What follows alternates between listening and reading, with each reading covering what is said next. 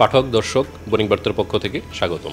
দেশের ব্যবসা বাণিজ্য এবং যে অর্থনীতিতে গুরুত্বপূর্ণ অবদান রাখছে ব্যাংক বহির্ভূত আর্থিক প্রতিষ্ঠান বা এনবিএফআই খাত। মানুষের বিকল্প আর্থিক চাহিদা পূরণে প্রতিষ্ঠানগুলো দীর্ঘদিন ধরেই কাজ করে যাচ্ছে।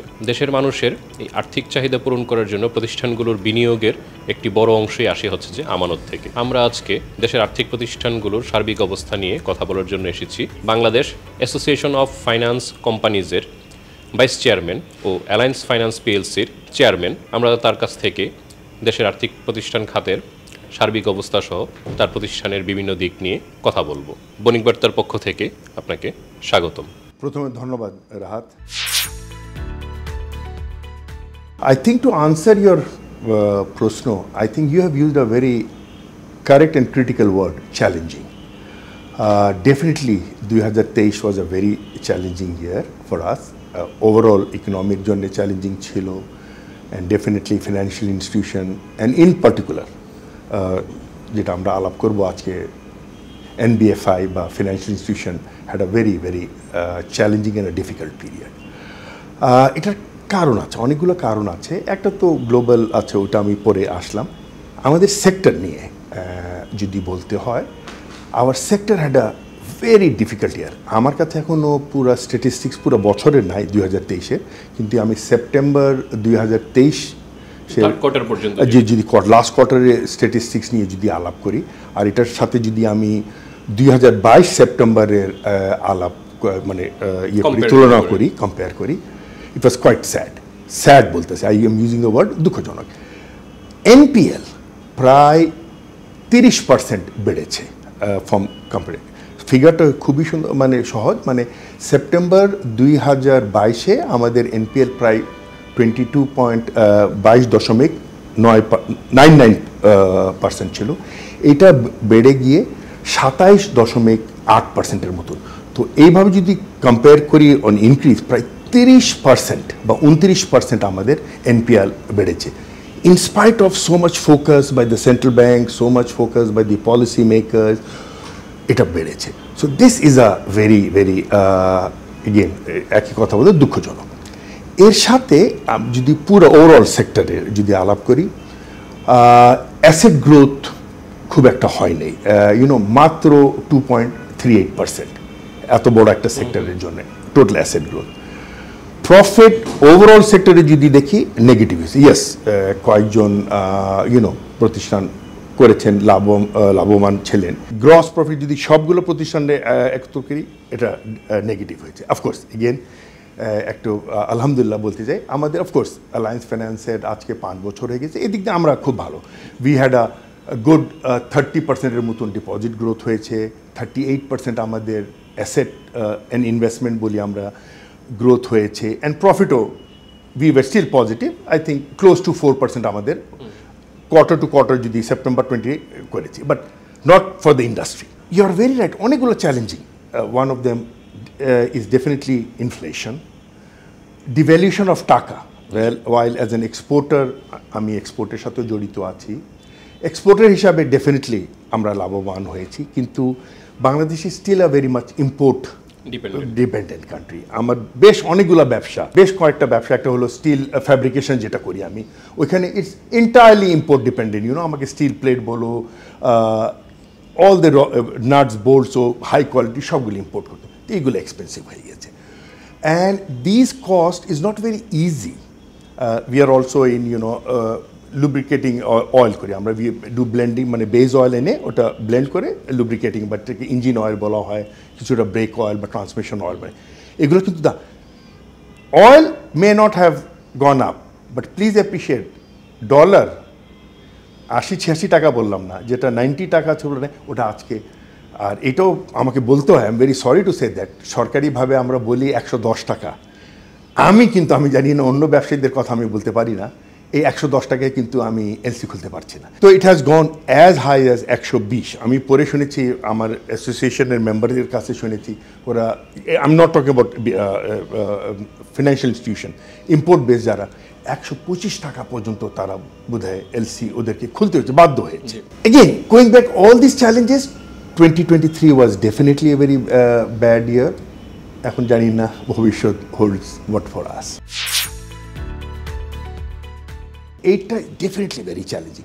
আর এটার পিছনে হলো একটা আস্থা, ডিপোজিটারদের আস্থার সংকট রয়ে গেছে। এটা কয়েক বছর আগে পিপল লিজিং বন্ধ হওয়ার পরে তখন থেকে একটু এনবিএফআই এর উপরে যেন একটা ডিপোজিটারদের একটু আস্থা কমে গেছে। কোনো এনবিএফআই 50 লক্ষ টাকার বেশি individual, I think that is very very harsh and not realistic. আজকে যদি আমি বলি বা আমরা, let me speak for the ইন্ডাস্ট্রির 27% ডিপোজিট, আমাদের 27% deposit of individuals which are more than 50 lakhs। তো এখন ক্যান ইউ ইম্যাজিন যখন আমি গিয়ে বলবো কি সরি ভাই, যখন রিনিউ করতে রাহাত আসবে তার 1 কোটি টাকা, আমার না রাহাত সরি আমি আর আপনার রিনিউ করতে কেন পারবেন না, না ভাই আমি 50 লাখ টাকার বেশি নিতে পারব। তো একটা তো প্রথমে তো তার বিশ্বাস উঠে। যখন আমরা গভর্নর সাহেবের সাথে আলাপ করলাম, উনি বলছেন এটা সময় দেবেন, উনি কিছু আবার এটাতে ক্রাইটেরিয়া উনিও I am glad he realised or accepted that this is a measure which cannot be implemented across the board. হ্যাঁ, 2-4টা যারা অর্গানাইজেশন যারা প্রবলেম আছে, যারা ফেস করছে, ওরা 50 লাখ, ওরা তো 5 লাখ ফেরত দিতে পারছে না। তো ওদেরকে অ্যাড্রেস করে যদি করতে, দিস ওয়াজ ইট। তো এইটা যদি আরেকটু গোয়িং ব্যাক টু দ্য অ্যাক্টের প্রয়োজন ছিল, ফোকাসের প্রয়োজন ছিল, অ্যাটেনশনের যেটা আমরা এখন পাচ্ছি। When you go and deposit a money in a financial institution which has been licensed by the Ministry of Finance and Central Bank, এর লাইসেন্স ছাড়া তো আমরা we cannot work, ওইখানে একটা ডিপোজিটারদের একটা ইনহেরেন্ট একটা বিশ্বাস চলে আসে যে this is backed by central bank. আবার ওই ডাবল স্ট্যান্ডার্ড কেন? ব্যাংকের ক্ষেত্রে আপনি হাজার হাজার কোটি টাকা দিলেন, এনবিএফআই ক্ষেত্রে আপনি 1 টাকাও দিলেন না। ওই সময় যদি সেন্ট্রাল ব্যাংক থেকে এই সাপোর্টটা আমাদের এই সেক্টরটা পেত, I think we would have been better off. And then ওই দুঃখটা থাকতো না কি sir you are only a lender of last resort for banks and not for NBF. বছর খানিক হলো আমরা এই অ্যাসোসিয়েশন করেছি, অ্যাক্টিভ হয়েছে মাস 6 আগে। ওই বাংলাদেশ অ্যাসোসিয়েশন ফিনান্সিয়াল কোম্পানি করেছি। আমরা regularly as chairman we meet, we discuss each others problem, we try to understand কোথায় হচ্ছে, যা কিছু গাইড করার দরকার বা কোনো হেল্প করার দরকার। আমার personal level atleast I am in a personal contact with 3 or 4 NBFIs who are in slightly I would say একটু ট্রাবলড ওয়াটার বলি, বা একটু ওদের অবস্থা অত ভালো না, যা পারছে অ্যাডভাইস করতেছি। So we meet regularly. Bangladesh ব্যাংকের গভর্নরের কাছেও গিয়েছি আমরা এই কারণে। কিছুক্ষণ আগে বললাম finance secretary, banking finance secretary, ministry গিয়েছি। Bangladesh bank, if I tell you এটা আমাদের যে চেয়ারম্যান আছেন আমিনুল ইসলাম সাহেব, উনি he will bear me out. আমরা বছর 3 আগে যখন ক্রাইসিস হলো, আমরা কিন্তু গিয়েছিলাম, তখন আমাদের মন্ত্রী ছিলেন কামাল সাহেব, ফাইন্যান্স মিনিস্টার। উনি স্পষ্ট ভাষায়, আমরা যখন বললাম স্যার আপনি যেটা করে, উনি আমাদেরকে একটা প্রথম বলেছিলেন একদম আই কোট আনকোট, পিপল লিজিংকে লিকুইডেশনে দেওয়া was not a good decision. ভুল কারেক্ট নাই, কোট আনকোট ইট ওয়াজ। তো আমরা স্যার এটা যে বলছেন তো বাকিগুলো কী হবে? তখন উনি আমাদেরকে আশ্বাস দিয়েছিলেন আর কোনো লিজিং কোম্পানিকে বা ব্যাংককে বন্ধ করা হবে না বলে। আমরা কিন্তু এখন যে নতুন আমাদের ফাইন্যান্স মিনিস্টার হয়েছেন, আমরা খুব তাড়াতাড়ি ইনশাআল্লাহ ওনার সাথেও অ্যাজ এ অ্যাসোসিয়েশন দেখা করবো, ওনাকে এটা মনে করাই দেবো। অ্যান্ড আশা করি ওই মিটিংয়ে যদি গভর্নর সাহেবকে রাখতে পারি, ওনার তো মনে থাকবে। এই যে একটা কামিং ব্যাক ইয়ার প্রশ্ন ওয়াজ, মানে কীভাবে আমরা এটা we are trying to overcome it. Image overcome করার জন্যে দিস ইজ ভেরি ইম্পর্টেন্ট। লোকজনের রেসপেক্ট অ্যান্ড ফেথ আনার is very important. That some kind of a statement must come from the government that all the FIs or NBFIs are licensed by the central bank, licensed by the Ministry of Finance, and central bank is behind us. এইটা যদি আমরা এই আশ্বাসটা যদি মার্কেটে আনতে পারি, এটা তো একটা গেল গভর্নমেন্ট নিজেদের মধ্যে, যাই টোল্ড ইউ, আমরা নিজেদের মধ্যে ডিসকাস করছি, যারা একটু অসুবিধা আছে ওদেরকে কীভাবে করতে, প্লাস কিছু ইমেজ বিল্ডিং করার জন্যও আমরা চিন্তা করতেছি, রাউন্ড টেবল, তারপর সেমিনার করে আমাদের যে ইমেজ ক্রাইসিস আছে এটা থেকে সরে আসতে চাচ্ছি না বা পালাচ্ছি না। Yes we know there is an image crisis, yes we know there is a reputation problem, but how to overcome it, এটা will have to address it, নাহলে তো আমাদের অস্তিত্ব থাকবে না। আমরা প্রস্তাবও দিয়েছি, ইউ আর ভেরি, একটা ফান্ড ক্রিয়েট করে, you see you don't have to give, একটা পোর্শন দিয়ে একটা ফান্ড ক্রিয়েট করে ওদেরকে দিয়ে পার্শিয়ালি দিয়ে, but this fund has to come from the central ব্যাঙ্ককে ক্রিয়েট করতে হবে নিয়ে করে ওদেরকে একটু আশ্বাস দিলাম। And you see there are Eastern Bank যদি চলছে, এটা was known as BCCI Bank, Eastern ব্যাঙ্কের মডেল আনতে পারে। ওরা করলো কি, ওই ডিপোজিটরের টাকা দিতে পারছিল না, করলো কি সামান্য একটা করে নিল, একটা স্কেল করে নিল, ধরো 10 লাখ বা 20 লাখ বা 50 লাখ যারা আছে তাদেরকে দিয়ে দিল। যাদের ডিপোজিট একটু বেশি ছিল তাদেরকে বলো, ভাই তোমার ডিপোজিটটা we will convert into equity, into capital. And আজকে বিলিভ মি, যারা ওই করেছে, they are rich people, what is the price of Eastern Bank share, and কত টপ ব্যাংক, অ্যান্ড কত শত পার্সেন্ট এত বছরে তারা ডিভিডেন্ড দিয়ে আসছে। তো আছে, so there are instances, there are cases restructuring. So restructuring করতে গেলেও আমাকে সেন্ট্রাল ব্যাংকের একটা ভূমিকা আছে, মিনিস্ট্রি অফ ফাইন্যান্সের ভূমিকা আছে, লাগবে একটা ছোটোখাটো ফান্ড ক্রিয়েট করেও যদি ওদেরকে দিতে হয়। অফকোর্স ইস্টার্ন ব্যাংকের ক্ষেত্রে ফান্ড ক্রিয়েট করতে হয়নি, Eastern Bank had some deposit যেটা দিয়ে they satisfied lot of deposit.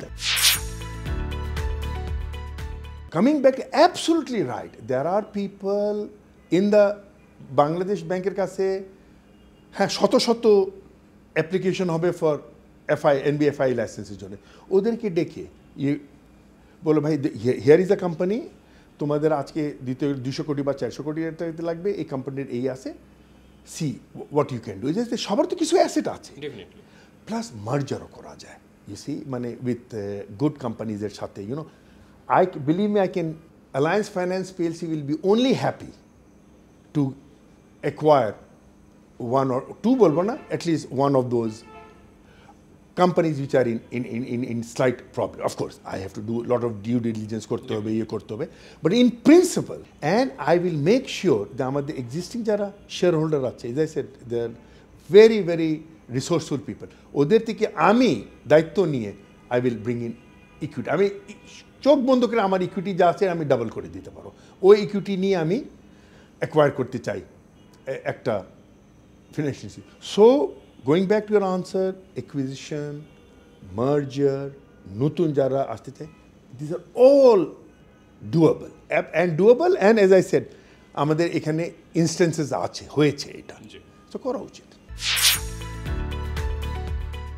সময় হয়েছে কি না এটার উত্তর ডেফিনেটলি সময় হয়েছে, কিন্তু প্রবলেম যে বললাম, যে প্রথমে বলছিলাম, এইভাবে যে আমাদের ইমেজ প্রবলেম হয়ে গেলো, মানে ডিপোজিট গ্রোথ তো বললাম, ইট ওয়াজ হয় নাই, অ্যাজ এন ইন্ডাস্ট্রি।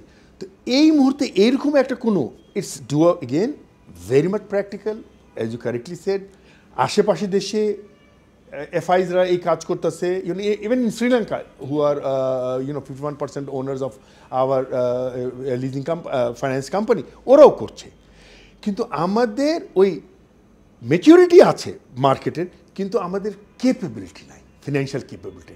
আর এইখানে আবার একটা, যখন রেস করেছ রাত এক মাসে, এইখানে আবার আনফর্চুনেটলি বাংলাদেশ ব্যাংকের একটা double standard will be a very harsh word, but দুই চোখে দেখছে। ইসি আমাদেরকে commercial bank, as you know, ওদের কিন্তু ডিপোজিট নেওয়ার উপরে কোনো রেটের কোনো নিষেধাজ্ঞা নেই, ওরা যেই রেটে নিতে পারে। ওয়ারেস আমাদেরকে একটা করে দিয়েছে এই যে স্মার্ট, ওই যে মানে মানে 6 month moving average treasury bill, ওটার 5%-এর বেশি আমি দিতে পারবো না, ইসি। তো এইটা করাতে, whereas other banks are not guided by that, all the banks. So এই যে একটা দুই ধরনের policy is affecting us. So until unless we become financially sound, financially big, all that proposal that you gave, or all that the ideas you have is very much doable, very much possible, but we as a sector are unfortunately not ready. Maybe the economy is ready, but আমরা এখন sector হিসাবে এখন ready হই। 2 বছর আগে আসার কথা আমার, বিকজ আমাদেরকে যখন লাইসেন্স দেওয়া হয়েছিল তখন একটা কন্ডিশন ছিল কি we have to go, but the corona আসলো, COVID-19 পুরো দেশে, তারপরে এখন লাস্ট ইয়ার স্টক মার্কেট হইলো। তো আমরা এখন এক্সটেনশনে আছি, ইন দ্য সেন্স দ্যাট আমরা অফিসিয়ালি এক্সটেনশন চেয়েছিলাম বাংলাদেশ ব্যাংক থেকে, ওরা এক্সটেনশন দিয়েছে। This extension actually is expiring this year. So এখনও আমরা বোর্ডে উই আর স্লাইটলি মানে দুইটা না আছে, যাবো কি যাবো না। You see, because last year, if you remember, there were certain banks which went to IPO করলো, ওদের কিন্তু যারা আন্ডার রাইট করেছিল, they had to put in money, 100% subscribed হয় নাই। তো এসব তো মাই শ্রীলঙ্কান পার্টনার এসব নিয়ে আরও চিন্তিত, they are very conservative people, which they should be, and I am happy they are very conservative. তো আমরা এখন দুইটা না আছে, অফিশিয়ালি যাওয়ার কথা এই বছরই 2024 আমাদের যাওয়ার কথা, কিন্তু আমরা যাব কি যাব না, কি আরেকবার এক্সটেনশন নেব কি নিব না, এটা আমরা ভাই একটু চিন্তায়। But if you ask me, I am 100%। তো এগেন টু আনসার ইউ, আপনার কী চিন্তা? Yes, I am very hopeful. এই বছরই চেষ্টা করব, 3-6 মাস প্লাস মাইনাস হতে পারে, ইনশাল্লাহ পাবলিক নিয়ে যাব। Unfortunately, by nature, I'm a very optimistic person. By nature, I'm a very pragmatic person.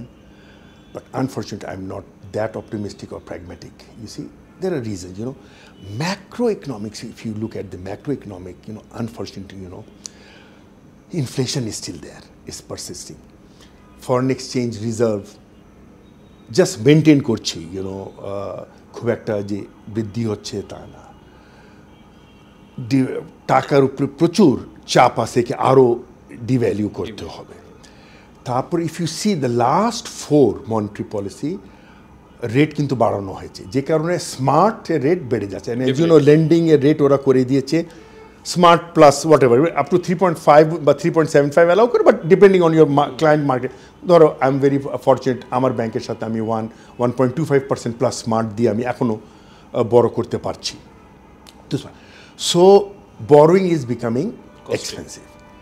সরকার আবার প্রচুর বরোয়িং করতেছে কমার্শিয়াল ব্যাংক থেকে, তো এটার এইটা প্লাস কয়েকদিন আগে দেখলাম, which was again, I will not go into the merit or demerit of it. So again, you are creating a liquidity crisis. So coming back to your again the original question, it will be 24 will be also another challenging year. But again, positive side হলো আশা করছি আমাদের home remittance ইনশাল্লাহ বাড়বে। ইনফ্লেশনটা central bank and ministry of finance through both combination of monetary policy and fiscal policy যদি ইনফ্লেশনকে control করতে পারে, এক্সপোর্ট বাড়বে ইনশাল্লাহ। যেভাবে আমি এক্সপোর্টের সাথে আমি জড়িত আছি, ইনশাল্লাহ ভেরি অপটিমিস্টিক, ভেরি এক্সপোর্ট বাড়বে। একদিকে যদি এক্সপোর্ট বাড়ে আমাদের, একদিকে যদি আমাদের ইনশাল্লাহ হোম রেমিটেন্স বাড়ে, তো this will have a direct impact on our dollar reserve. Dollar reserve থাকলে টাকার ডিভ্যালুয়েশনের চাপ কমে যাবে, ডলার ক্রাইসিস কমে যাবে। আমরা ইম্পোর্টার যারা কিছুক্ষণ আগে বলছি, importer we are struggling to import করে যাবে। ইনফ্লেশন কন্ট্রোল হলে, if all the macro economics factor play in the right direction, all of them in the right direction, we are out. But otherwise, short run, first quarter, second quarter, sorry, I hope people who are listening to me don't get there are room to be very optimistic, but if you have to be realistic, if you have to be pragmatic, it's going to be challenging year. Let's put it that 2024 will be another very challenging year for us. বোনিক বার্তা থেকে সময় দেওয়ার জন্য আপনাকে ধন্যবাদ। Thank you, Rahat, for giving me opportunity for sharing my thoughts with you. Thank you very much.